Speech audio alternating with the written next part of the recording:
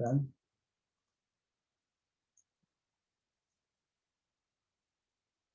penggolongan enzim selanjutnya berdasarkan daya katalisnya.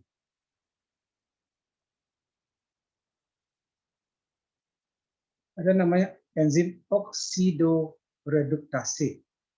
Jadi sebenarnya kata dasarnya ini adalah oksidasi dan reduksi.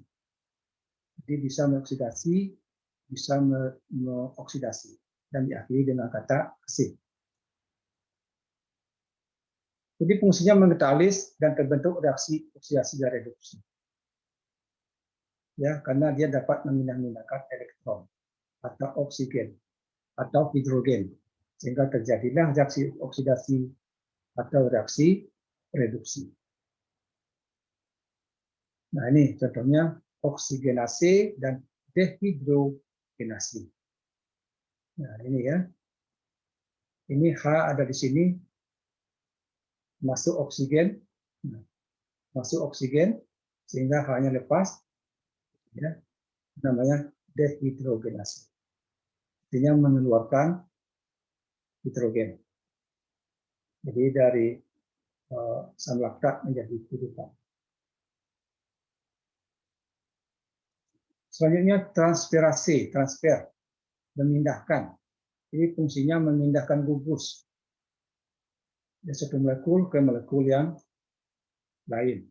Nah, yang termasuk ini adalah transaminase, transfosforilase, transasilase. Ya, enzimnya ya. Dan fungsinya memindahkan gugus.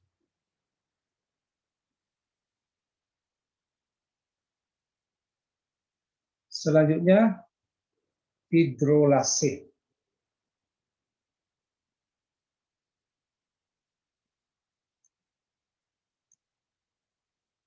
Jadi reaksi ini mengkatalis reaksi hidrolisis.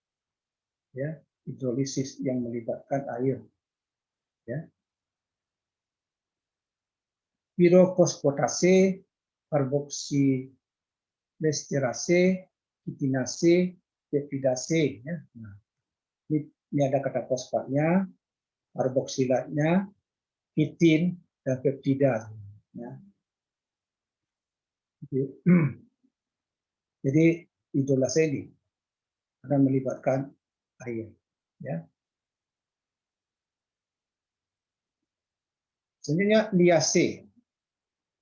Jadi dia mengkatalis dengan cara mengambil atau menambah gugus dari satu molekul tanpa melalui proses hidrolisis. Nah, ini dia mengambil atau menambah, tapi tidak melibatkan air. Hidroliase, dekarboksilase. Ya, nah, jadi tidak ada air di sini.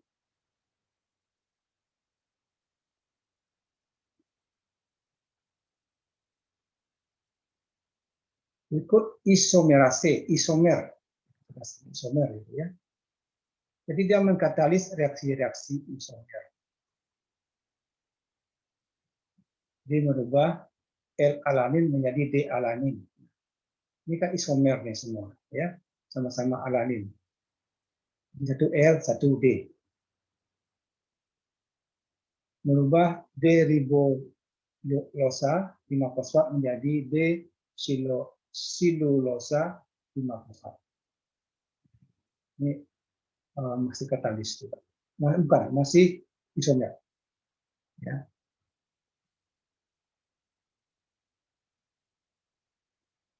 Nah, ini contoh-contoh yang lain, ya.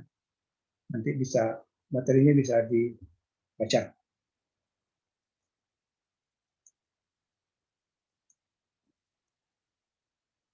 Selanjutnya ligase. Jadi mengkatalis reaksi penggabungan. Jadi mempercepat terjadinya reaksi penggabungan molekul. Ya.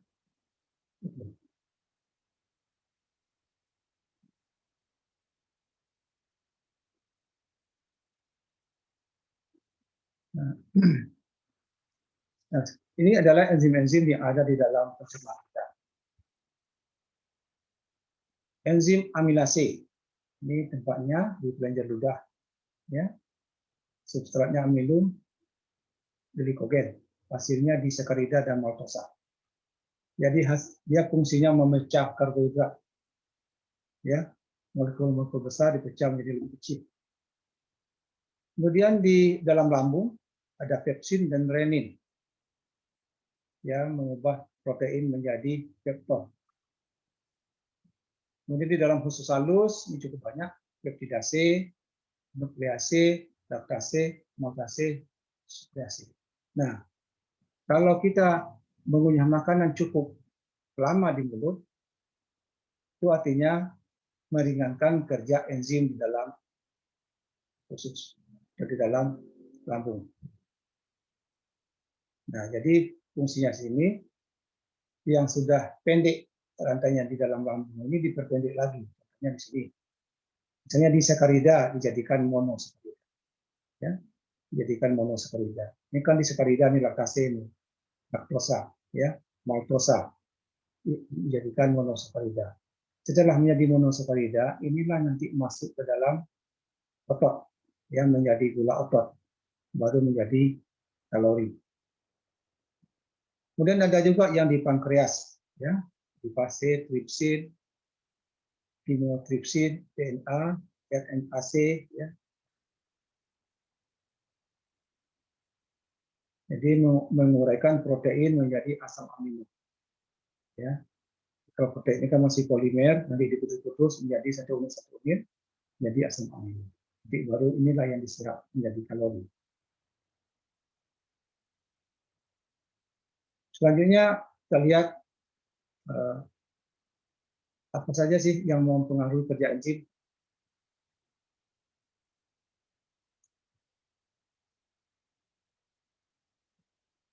Jadi yang mempengaruhi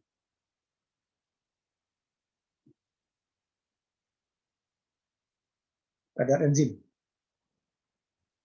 Jadi kecepatan reaksi tergantung pada konsentrasi enzim. Jadi semakin banyak enzimnya, itu semakin cepat dia mengkatalis. Konsentrasi substrat. Jadi ini kadar enzim artinya konsentrasi enzim. Konsentrasi substrat. Nah, kecepatan reaksi tidak tergantung pada peningkatan konsentrasi substrat. Ya. Kecepatan reaksi akan meningkat dengan meningkatnya konsentrasi substrat hingga tercapai kecepatan maksimum. Nah, jadi ada batas maksimalnya, ya. Di awal-awal semakin meningkat jumlah substrat, reaksi meningkat, tapi pada batas tertentu dia tidak terjadi peningkatan lagi. Ya, jadi walaupun substrat meningkat, enzimnya juga tidak akan meningkat. Juga tidak mempercepat, tidak menambah kecepatan reaksi. Selanjutnya suhu. Jadi enzim sangat tergantung kepada suhu. Ya, suhu aktifnya antara 45 sampai 50. Ya. Jadi kalau di atas dan di bawahnya tidak begitu optimal. Ini juga keasaman atau pH, ini juga sangat tergantung kepada kondisi pH.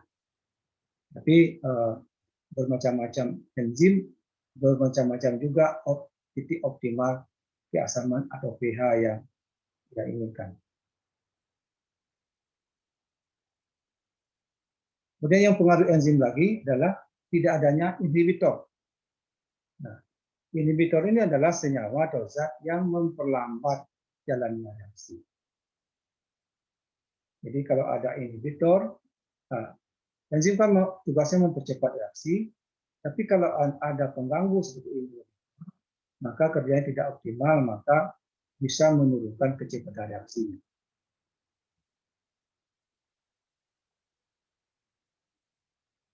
Nah, ini ada 3 macam inhibitor. Ya. Inhibitor kompetitif.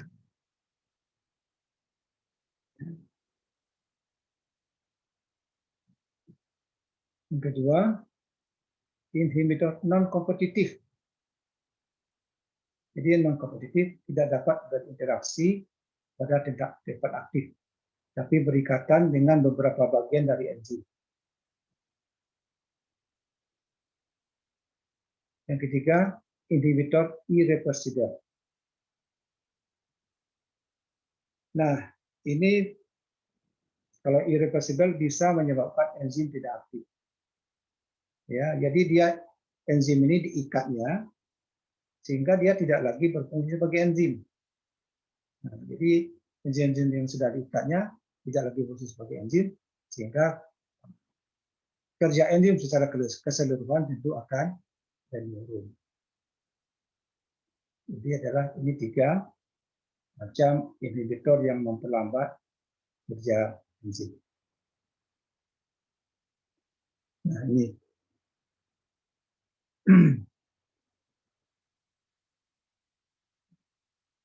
ini ada inhibitor, ini ada enzim di substrat, ya, maka nanti akan menjadi produknya bisa lebih lambat. Ini inhibitor kompetitif nih. Jadi inhibitor ini mirip dengan substrat, bukan, mirip dengan dengan substrat, sehingga enzim menyangka bisa jadi ini inhibitor ini substrat, maka dia bisa tangkap. Nah, akibatnya inhibitor enzimnya tidak bekerja lagi sebagai enzim. Contohnya asam malonat, ya, asam malonat. Kemudian ini yang non kompetitif. Nah, ini contohnya enzim yang mengandung Fe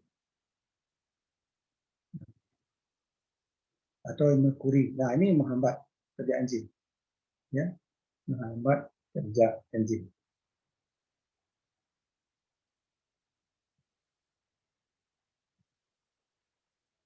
Dan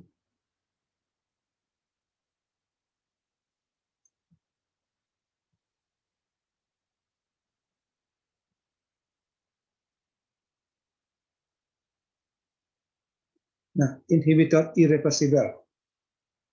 Nah, dia bisa terikat kuat pada enzim, ya. Jadi dia kalau ada inhibitor, maka enzim tadi lebih cenderung berikatan dengan inhibitor tadi daripada berikatan dengan substratnya, ya, sehingga substrat atau sehingga enzim ini tidak berfungsi lagi sebagai enzim karena sudah berikatan dengan inhibitor tadi, ya, sehingga enzimnya menjadi inaktif, bahkan bisa permanen. Contohnya ini penisilin, obat ini.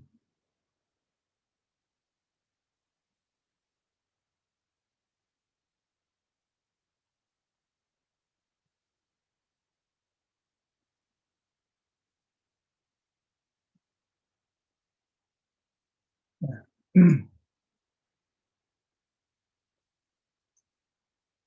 nah ini